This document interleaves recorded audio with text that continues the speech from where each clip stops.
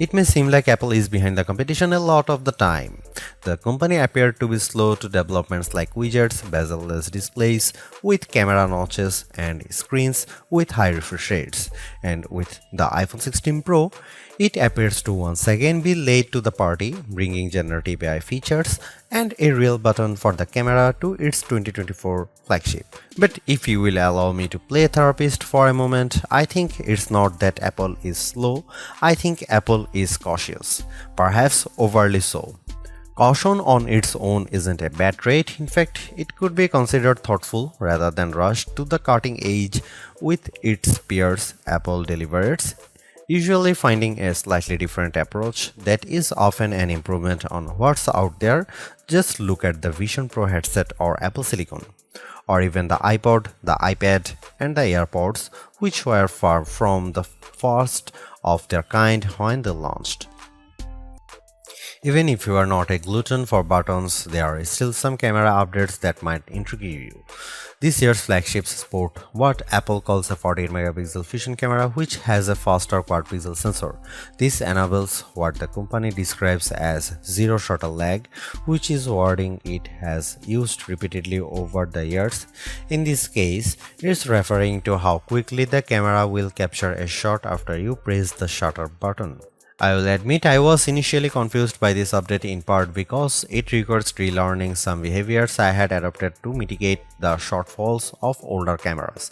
Basically, the iPhone 16 Pro's cameras are now so fast that when I asked someone to throw something so I could capture it in motion to see how still the images were, my shots ended up being of the person holding the object.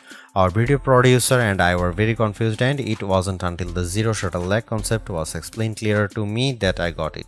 I had become used to pressing the shutter early, since cameras, in my experience, would be fractions of a second slow. Apple has become so fast that it actually captured the literal moment I tapped the button instead of the split second after, when the object was in mid-air. Depending on your mood, the new photographic styles can be fun or serious. Apple's tweaked the built-in camera filters to not only offer more options but give you greater control. Due to how the company has refined its processing each year, there is also an improved depth map captured when it detects a face in the scene. This, combined with a greater focus on color science around skin tone, has led to what might be my favorite new iPhone 16 feature. Whether I shot them in portrait mode or not, photos of people what I took using the iPhone 16 Pro were a dream to edit. Simply switching between the standard, natural, luminous, quiet, or ethereal styles already resulted in improvements to be colors and shadows, but I could also tap on each thumbnail to access the new editing touchpad and drag a dot around. This let me more precisely tweak the hues and contrast levels, and an additional slider below let me adjust how warm the image was.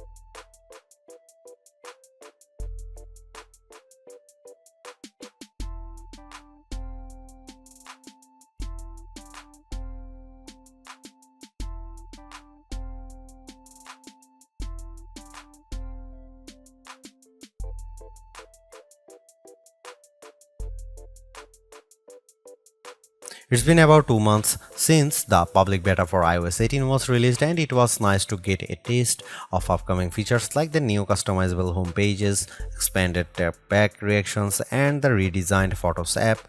With the iPhone 16 launch, iOS 18 is basically ready for prime time with some caveats. This year, more than ever, it's hard to figure out what's coming to your iPhone and what isn't. With the release of Apple Intelligence slated for October, features like writing tools, cleanup for photos, and the redesigned Siri won't be ready till next month, and even then, your non-Pro iPhone 15 won't be compatible. Plus, some features that were teased at WWDC like Genmoji still haven't been added to the iOS 18.1 developer beta, which is where most Apple Intelligence features have been arriving as a preview for app makers. Within the iPhone 16 lineup too, there are things coming only to the Pro models like multi-layer recording in voice memos. It's confusing and can make choosing your iPhone a trickier decision, but for this review at least, the iPhone 16 Pro and Pro Max are getting everything. I cannot wait to try out multi-track recording in voice memos, and I hope Apple sees this yearning as a sign that it should bring this to more devices. It was nice to get time with iOS 18 even in the absence of Apple Intelligence. Honestly, I'm not even sure I'd like those features that much. In a similar way, Gemini AI was nice on Pixel 9 Pro series but didn't feel like must-haves. Some of the new iOS 18 touches I noticed immediately were the refreshed control center, which took some getting used to as I had to relearn how to swipe back to the home page since there are more pages to scroll through now. I especially enjoyed seeing the new little chat bubble appears on my voice recordings, indicating that a transcript had been generated for them, and though I haven't exchanged messages with Android toting friends yet, I'm glad to see RCS support is finally live this week. Though I was excited for the new custom routes tool in Maps, I struggle to actually create them. You can set your start and end points and have the app close the loop for you, or just tap landmarks or points on the map to get the route to basically connect the dots.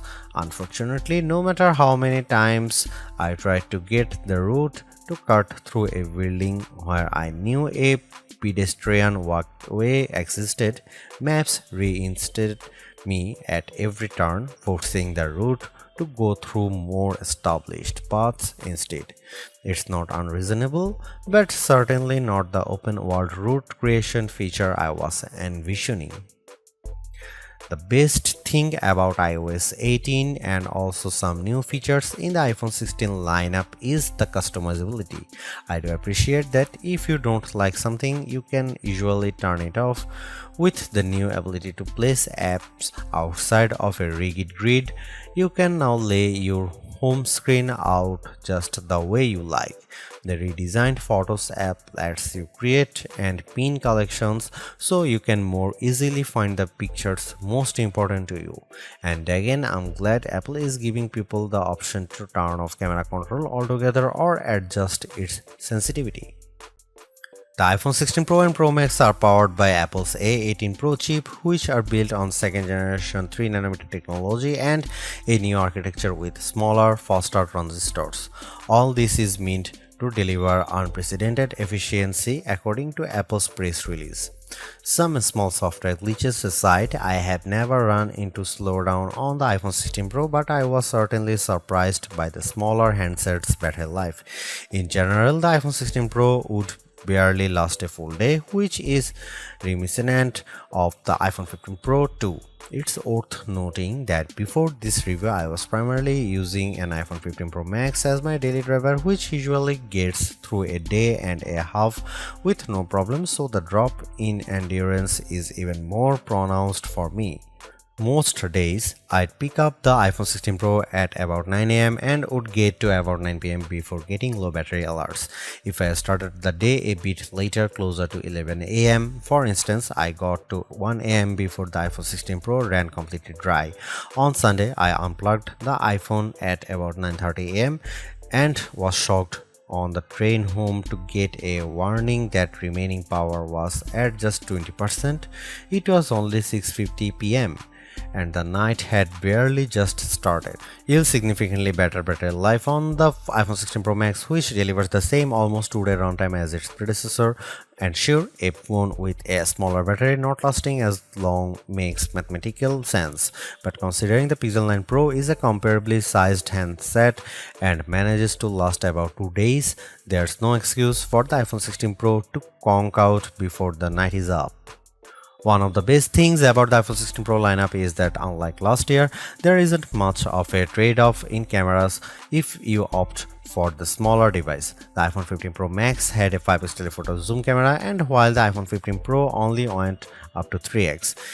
As a budding photographer of skittish wild animals, I opted for the Max, especially since it was much lighter than its predecessors thanks to the titanium build. With the iPhone 16 Pro having essentially the same camera system as the Pro Max, I thought it was time for me to go back to a size that was much easier on my hands. Alas, with the disappointing battery performance, I might just have to stick with the Max, and you might too. There is also the non-Pro iPhone 16 models to consider, and just as there are fewer differences than ever between the Pro and Pro Max, the trade-offs aren't as significant this year either. Apple brought the previously Pro exclusive action button on the iPhone 16 and 16 Plus, while also including the camera control on its less premium phones. The main things that set the two lines apart this year are processors, screen quality, camera sensors, and onboard mics. You will lose support for Pro RAW photos and multi-layer recording by opting for the cheaper devices too. Otherwise, you will still have all the iOS 18 and Apple Intelligence features coming to the Pros, as well as spatial audio recording, which enables the audio mix I described in the camera section earlier. Apple's caution is sometimes warranted, especially at a time when mistrust of AI-generated content runs rampant.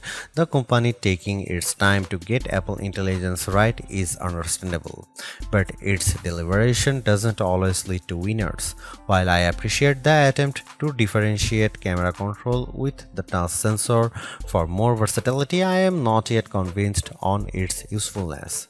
The good news is, and I cannot stress this enough, you have the option to tune it to your liking, and that's the theme I'm seeing in recent Apple features that hint at more thoughtfulness than usual. If you don't like something, or if something isn't right for your needs, you can adjust or disable it. In iOS 18, you have greater control over your home screen's app layout and can pin custom collections for easier reach. In the Photos app, the action button introduced last year could have been a spectacular fail had Apple not let you still keep it as a mute switch, but it managed to give people more functionality while maintaining the status quo for those who are just as resistant to change. Change is scary, change is hard, but without change there is no progress. Apple's cautious approach is a tricky balancing act that's evident on the iPhone 16 Pro. Some new features like audio mix and custom routes in Maps delivers mixed results, otherwise like photography styles are hits. Then there are the basic ingredients like good battery life and durable, attractive designs that Apple cannot neglect. The iPhone 16 Pro's subpar battery life holds it back from beating the competition, which is stiffer than ever this year, especially from Google. Luckily for Apple, most people who have iPhones are going to stick with iPhones. It's just easier. For those already sucked into the ecosystem, the iPhone 16 Pro are worth the upgrade from a model that's at least 2 years old. If you already have an iPhone 15 Pro, for the sake of our planet and your wallet, you might prefer to hold off on upgrading, especially since this year's devices aren't that much different.